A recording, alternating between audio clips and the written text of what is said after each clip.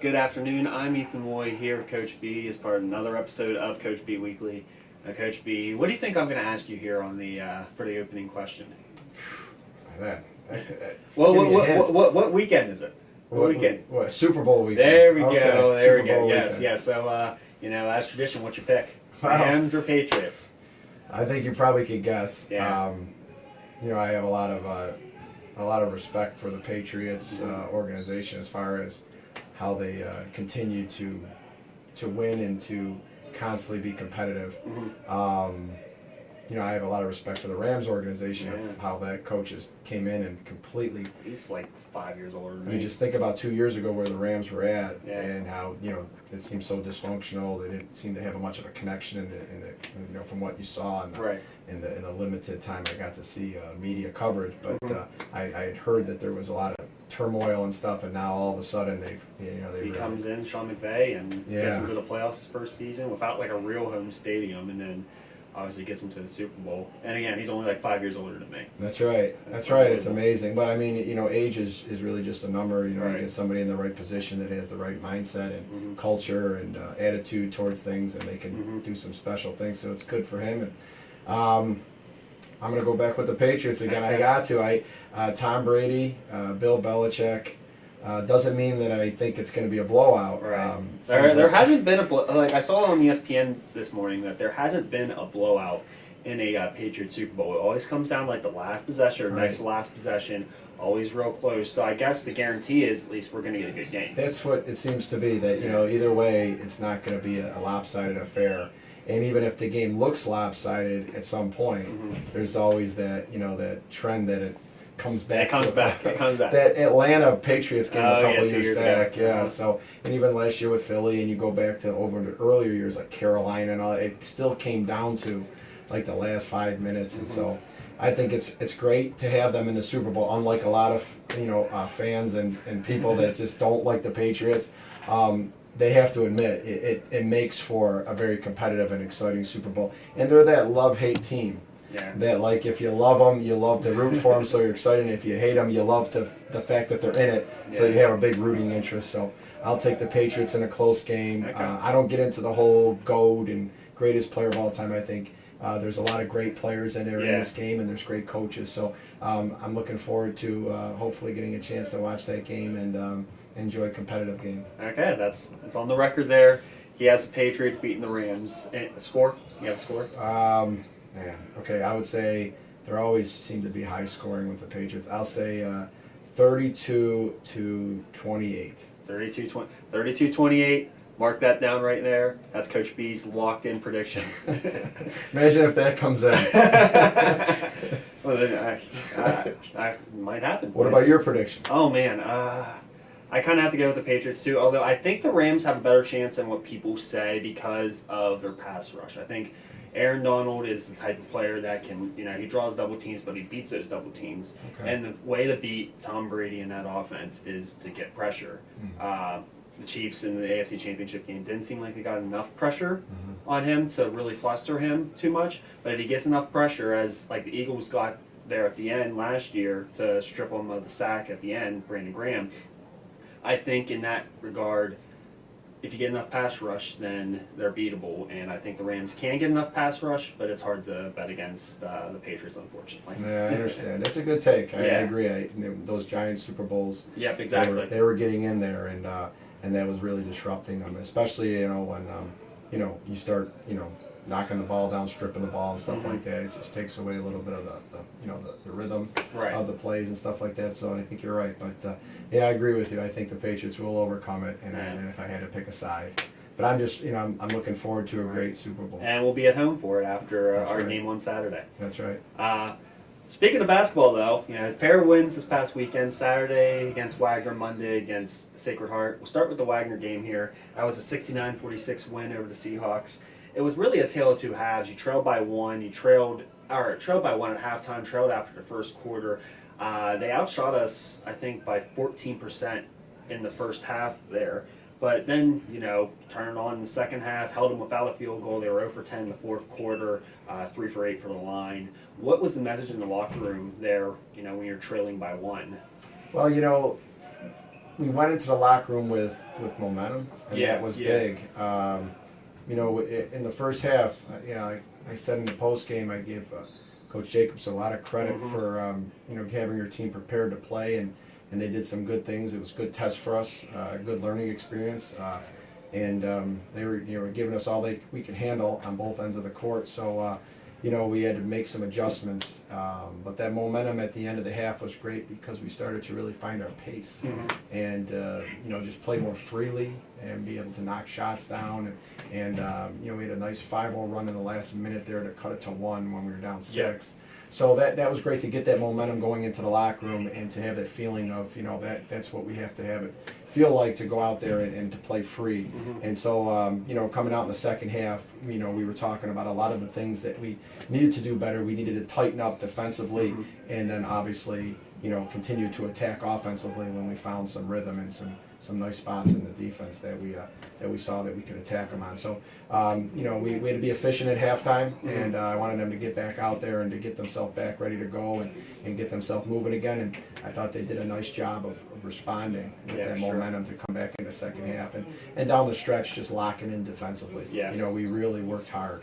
And if we didn't, it would have been a different outcome. So we got to continue to work on the defensive side of the floor, whether we're we're hitting all of our shots offensively or not. Right. You can always control getting down there, locking in, and making sure that our backbone is always our defense. I'm gonna say, that stretch there in the fourth quarter with Wagner, that 0 for 10 in the fourth quarter that they posted, that wasn't them just missing open looks. That was a testament to the defensive That's right. effort there. That's right. And then last night, you had a 64-46 win over Sacred Heart to complete a perfect January for the second straight year. So when people say, January is a long month, we're okay with it being a long month because undefeated the last 2 Januaries, 15-0 in the first month of the season. But with the game being number 1 versus number 2 in the NEC going in, us sitting at 8-0, Sacred Heart at 7-0, 6-1 entering that game. I know you're not big on cheap motivation, everything like that, but did that play like a little bit of a factor, seeing 1 versus 2 in the NEC standings? Well, it did it for me. It did it for the staff. Right. We have some young players and freshmen and sophomore that we have to make sure that we're continuing to teach them how to handle adversity or how to handle moments. So we just kept competing at practice every day and just go through the scouting report and go out there, look to execute the game plan. No matter what game it is, no matter what time of the year it is, it's just not in my nature or the staff's nature and what we're trying to teach the team's nature to value one game over another. Right. Every time we have practice every day and we have an opportunity to go out and play a game, the healthiest thing for us always to do is to take that game as much as we take the one that we just played. Coming to work every day, there's a great joy in that. Some people will find the misery in that if they're not enjoying what they're doing. Yeah. But there is a great joy in coming to work every day and to challenging ourselves on the tough days, and then treating every game as a blessing to be able to go out there and do what we do. And that's really, how I feel about it. We have an opportunity to go out there and to be a team and to work hard together and to value each opportunity to be great, not for ourselves but for our team. Right. And that's just how we look at each game. So that's how we looked at this game, and that's all we talked about. So, with the young ones, sometimes you have concerns that, maybe it doesn't always make sense to them, right off the bat because this is their first go around. But the leadership and the player-driven mentality in the locker room, the student athletes that have been there that can help them and continue to set an example in the locker room, out on the court or off the court when they're together and they're talking about things and going over things. That's really what's important. I felt the way we played, I felt that they were in the right frame of mind to go out there and to prioritize the things that we talk about. Yeah. And in that game, your centers, Neka Zebo, Ray Mamadou, dominated offensively, both had double-doubles. But I want to talk about the defensive efforts because those were pretty impressive too, as well as the entire team, really. But Catherine Haynes, their star graduate center, she came into the game averaging 17 and 9, was 4-time NEC Player of the Week. Neka and Ozzy held her to 7 and 4 on 3 of 10 shooting. So how impressive was their performance in particular against a very quality player is Catherine Haynes. She is. She's very good. We got a chance to watch her on video a bunch, and she's a strong player. You know, we had to be great, and those two came together, and it was great to see them both, and not one, you know, and the other one have an off night or a night where Right. they didn't, you know, have as much passion as the next. It was great to see them, you know, kind of playing off of each other. One would come in and do real well, the other one would come in, and a lot of it had to do with the pace and the passion that they played with last night. That needs to be steady, and that's Yeah. what we're striving towards, not just with our center position, but with all players on the team, all positions, is to have steady performances and just bring your heart and bring your passion every game. And you know, that's what I felt was going on in there. You know, one was playing really hard and not really pacing themselves to go slower because they were, you know, worried about getting tired. They just kept playing hard and kept going.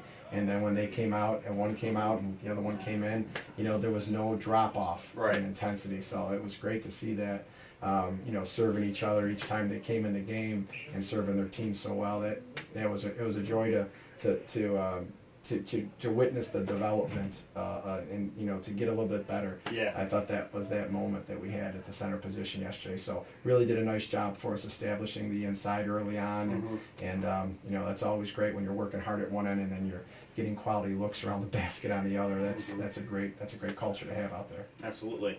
And then this weekend also, there was a couple of milestones getting met. Hanukkah Ikematsu hit her 103 against Wagner. Neka Azibo pulled down her 500 career rebound against Sacred Heart. You know, both of them still have plenty of times left in their careers, but you know, how rewarding is it for both them and you to see them hit big milestones? You know, at this point of their careers, when they, like you said, Hanukkah's only a sophomore, still has, you know, 10 plus games to go in her sophomore season. Neka's still 10 plus games left to go junior season. So It's just a great testament to you know, when you sign on to be a part of a program and you come in and your career is in front of you. You always have a lot of aspirations about what's it going to be like and what you want out of your experience. And you know, one thing that's really important to understand with those numbers is a ton of development. yeah. A ton of, you know, passion and a ton of, you know, coming to work every day, because if they weren't, those numbers would never be possible. You know, everybody on a team has a different role, you know, and you got to be able to accept your role and do your role well and just have your team first mentality that, you know, you're there to serve your team. And that's the most important thing in your life with the team, is to serve the other players on the team. And those numbers, Hanukkah is someone that can knock it down from the outside, and she has a role of coming in there. And we talk about Hanukkah not being just a shooter, Right. but being a Her scorer. only basket yesterday was like a little runner here in the paint. Yes, that's right. The left-handed runner that we've been working on. So Yeah. diversitizing her game, and so but she understands what her role is, and we're continuing to work with it. And Neka as well, someone that has that ability to get in there and rebound and control the paint and be strong and athletic. Those numbers are, you know, a tribute to them going out there and doing what they can to help their team and do what's asked of them. So that's what those numbers mean. And when they come up and you guys tell me this milestone was reached, it brings a smile to my face, and I look forward to them continuing to grow those numbers and challenge themselves to do even more. Yeah. Also, in that Sacred Heart game there, went 13 for 14 for the line, and about a 93% conversion rate. That was the best performance from the foul line for the team since the 16-17 season. You know, for a team that has had its struggles at the foul line this season, do you think this kind of performance can build some momentum going forward, you know, when you get fouled hard and, you know, be able to have the confidence to knock them down like that? Well, we're going to look for that to happen. You know, we're going to continue to focus in as a coaching staff on what we can do more to help them with it. You know, our time is so valuable. Right. And, you know, at practice and things like that, we only have so much time to get better at all the things we want to get better at. And free throws is a culture. You have to take them when you have time on your own. You have to get in the gym and shoot them. You have to shoot them with form and in an environment where you're taking a lot of them, multiple reps, multiple numbers. Right. But you also have to shoot them when you're tired. You can't just shoot free throws rested and at 100 at a time with no break. You can't do that at the beginning of practice. That's right. You 2 at a time sometimes. That, you know, when you're really tired, get in there and challenge yourself to make those 2 when you're really tired. You know, holding yourself to a routine. mentally putting yourself on the line like you would in a game. You'd be surprised how much that means. You know, sometimes when you take free throws and you're thinking about other things or you're listening to music and stuff, you know, just the form again and things like that you can work on. But if you really want to get free throws that are going to help you when that moment comes in the game, you know, you got to kind of put yourself more in a focused mentality than a mentality of comfort. That's a big message that we've been talking a lot about with the team, is about, you know, when you feel comfortable, and that's a bad thing. Right. You don't want to feel comfortable. You don't want to feel like you have everything else set up and you don't need to have that edge and that pace anymore. You got to come to practice every day with a challenge to be faster and to be stronger and to be better at your trade. Yeah. So free throws is something that we're going to keep challenging them on. And as a coach, I'm always looking to see how I can do a better job of sneaking in those tired ones, or you know, doing things that we can, you know, obviously raise our number, because it's something we have to get better at. We definitely have to continue with performances like we had yesterday. Yeah, for sure. I got a question here from Tiffany from Robinson. She asked, do you have any special pregame routines or superstitions similar to what players have? Wow, that, I'll tell you what, she hit a hot topic. That I'm probably the most routine driven you know, person you know, around. I mean, I have a lot of routines. Yeah.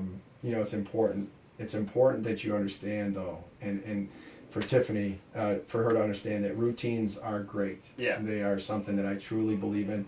My grandfather, who passed away in 2009, which was a very difficult time for me, left me with a ton of routines. He left me with a ton of knowledge of how routines can help you to be successful and to you know, be able to trust yourself in your routines. Routines are only good if they're healthy. Right. And that's something that I would always talk to the players about. You know, you want to create healthy routines, and you always want to make sure that you understand that you may think a routine may be healthy at the moment, but you should always be reflecting, because you may have it wrong. You may feel like this is a healthy routine, I should do this every time, every game, before every game, and then you start saying, you know what, why am I doing it this way? It's kind of set me back, or it's kind of put me in a tough spot. I feel rushed, I feel this. So you got to be willing to adjust your routines. Sometimes technology will adjust your routines. Yeah. You know, like is back in the old days, you know, we didn't have the things that we have now that allow us to maybe be a little bit more efficient and stuff like that. But you can't also let technology take you away from, you know, staying in the moment and things like that as well. And I say that with, like, you know, just kind of rushing around because you have now the ability to use something that you weren't able to use before. So these are the adjustments, and I kind of given a long-winded answer here to Tiffany, but you know, I wouldn't go into all my routines because I have a ton of them, but I want to make sure that going into every game, my focus is on the game. You know, I'm not one to distract myself. There's not like a, you know, a song that you listen to every. No, I don't have a particular song, but I do listen to some, you know, not right before the game, like when we're, you know, an hour and a half out or so, but I do have some things that I'll listen to, things that, you know, that help me, you know, each day, you know, things like that I'll do that are important to me. But, you know, and like I tell the student athletes, you know, just make sure they're healthy. You know, I you know, the music you're listening to, the stuff that you're listening to, or, you know, if you're listening to just silence, make sure it's healthy for you. You're in a good place. Going into the game, you're focused on the game. It's really important for me always to make sure that, you know, we review, we practice, video sessions, all this stuff we put together. You don't want to lose that going into the game now. You don't want to have fear because of it. You don't want to feel uncomfortable where you feel like, you know, this is a moment that's like you're dreading. You got to be excited to play, and you got to control it. There's a healthy balance in there, and like I said, it's just having healthy routines to lead up to that point, to be ready to play, to be excited to play, excited to coach, and then you know, understand that the game is going to be won by, you know, what you do out there, not all the other stuff that's going on around you. Okay. I'm going to say, would you consider this healthy? Whenever I was in high school, my superstition before a game would be to eat a Twix bar and drink a Mountain Dew. Okay, what sport were you playing? Basketball. here? Basketball. Okay, wow, I would say you gotta watch out for getting too high, and then you're gonna have The sugar high. Yeah, you're gonna be real high coming in. How'd you perform in the second half? Pretty well. Did you have one at halftime? No, I did not. Just right before a game. Right before Wow. a game, a Mountain Dew and a Twix. I don't know what it was. That's what I did. Amazing. Yeah. That's amazing because you would figure you'd be real high on Yeah. sugar, and then at halftime you'd probably be kind of winding down. There was no other sugars involved at halftime, right? No, I think I did it before a game my junior year, like late in my junior year, and I played really well, and we won a game, and I just let's do it again. Like Okay. right in the student store, that student council store is right there by the gym. I go there, I get a Mountain Dew, I get a Twix. You Okay. know, during the JV game, drink my Mountain Dew, eat my Twix, and then Wow. be ready to go. Amazing. I'll tell you what, for those younger listeners back home, do not do this at home. Do not do this back home. We do not promote this kind of Right. diet. But hey, that's an amazing routine. I'm glad you had a lot of success. I don't do that now. I don't do that now. Now it's kind of, pregame meal or pregame in the media room. It's Mountain Dew and pizza. Wow. Okay, so you kind of. But I don't really have to perform the same way at the computer statting the game that I did playing the game. Okay, well, we're gonna have to get you with some nutritionists and stuff like that because I'm gonna be concerned about you in your later years with this kind of So diet. I appreciate that. I appreciate that. So lastly here, we got FDU here on Saturday. It's the first time that you're meeting a team for the second time in this season. So what is the difference seeing a team the second time around in terms of prep? If any? There's big differences that could come into play. Number one is when you saw them first time around, what has changed with us as a team. Mhm. What things have we figured out? What things have we tweaked at that point? From that point to this point, I should say. Just there's variables in there that can make the game different. It's not uncommon that you see one game look one way and then another game completely flip the other way and things like that. So you have to be, you have to have your guard up to make sure that you're not allowing any, like again, being comfortable in Right. what one game decided. It doesn't mean anything to the next. Mhm. It's how you handle it. It's how you go forward with it. It's not about being fearful that you're gonna, have a flip reversal, but it's about, taking the video in, taking in the scouting, They taking say in how practice. much? Sorry to interrupt, but how much video do you watch of the previous performance against them? We watch video of that. We watch video of how we're playing going into Okay. the game. It could vary, but we always are looking at what we did. You have a lot of different ways of scouting, and you got to kind of find your way as a staff and as a team to make sure that you're teaching things correctly and you're not focusing on the wrong things. They coincide with your culture. Right. So we're very big into who we are and what we do, and even when we're scouting an opponent, you got to focus on what we need to do better. That's going to come up in any game. So definitely you got to go back to it now. You can't feel like, well, we played them once, so it's all kind of there. We'll just go out and play them again. You got to go back and figure out what you did well, what you didn't do so well, and you got to really work hard at the details. Yeah. And that we talked about earlier with the Super Bowl. Mhm. No matter who you like or who's your favorite teams, or you gotta respect the attention to detail like the Patriots have. Right. I mean, the attention to detail of how much detail is put into their scouting reports, and no matter how undermanned their defense is or their wide receiver core or their running back, you don't know who these people are, and they come out there and they thrive. A lot of it is attention to detail. Yeah. Understanding the team they're playing and how they can attack them and how they can stop them. That's very, very important. So, second time around, we don't give 1% less going into scouting that game and to continuing to have our routines healthy. Right. Win or lose, coming back to work, and so if we were to win the first time around or lose the first time around, coming with that same energy. I'm real big in that steady, consistent attitude, whether we win or lose, to come back and to keep a healthy routine. Yeah, for sure. Well, once again, thank you for joining me, and good luck on Saturday. I appreciate it, Ethan. Thank you. Saturday's game at FDU is set for a 2 p.m. tip. It can be seen on NEC Front Row.